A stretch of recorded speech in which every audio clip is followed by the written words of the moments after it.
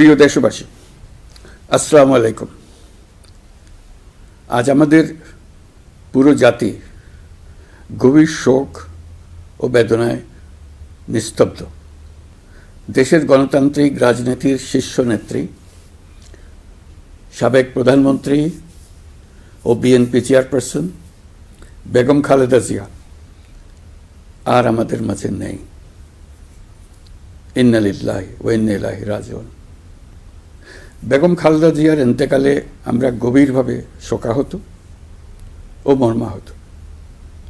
তার মৃত্যুতে জাতি এক মহান অভিভাবককে হারিয়েছে। এই গভীর শোকের মুহূর্তে আমি তার পরিবারের সদস্যবৃন্দ, রাজনৈতিক সহকর্মী এবং অগণিত কর্মী সমর্থকদের প্রতি সমগ্র জাতির পক্ষ থেকে আন্তরিক সমবেদনা জানাচ্ছি। মহান আল্লাহর কাছে আমার প্রার্থনা, তিনি যেন আমাদের সবাইকে এই গভীর শোক কাটিয়ে ওঠার শক্তি দান করেন। বেগম খালেদা জিয়া ছিলেন বাংলাদেশের রাজনীতিতে এক পরম মহিমান্বিত ব্যক্তিত্ব। গণতন্ত্র, বহুদলীয় রাজনৈতিক সংস্কৃতি এবং জনগণের অধিকার প্রতিষ্ঠার সংগ্রামে তার অসামান্য ভূমিকা ইতিহাসে অম্লান হয়ে থাকবে।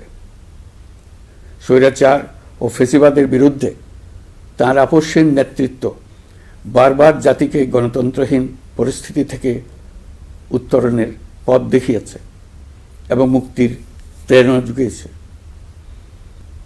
দেশ ও জাতির প্রতি তাঁর সমুজ্জ্বল অবদান জাতি চিরকাল শ্রদ্ধার সাথে স্মরণ করবে। তাঁর দীর্ঘ রাজনৈতিক যাত্রা, গণমুখী নেতৃত্ব এবং প্রিয় মাতৃভূমির স্বাধীনতা ও সার্বভৌমত্বকে সমুন্নত রাখতে তাঁর অবিচল ভূমিকা অবিস্মরণীয় হয়ে থাকবে। এমন একজন মহান দূরদর্শী ও নিখাদ দেশপ্রেমিক নেত্রীর শূন্যতা পূরণ হবার নয়।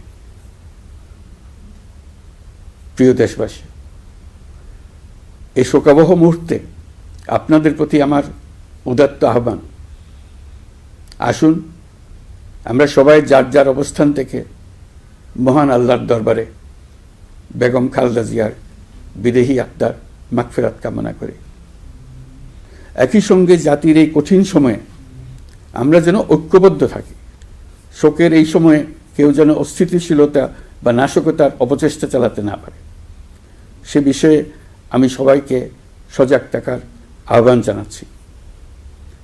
এই সময়ে আমাদের সবার দায়িত্বশীল ভূমিকা পালন করা অত্যন্ত জরুরি।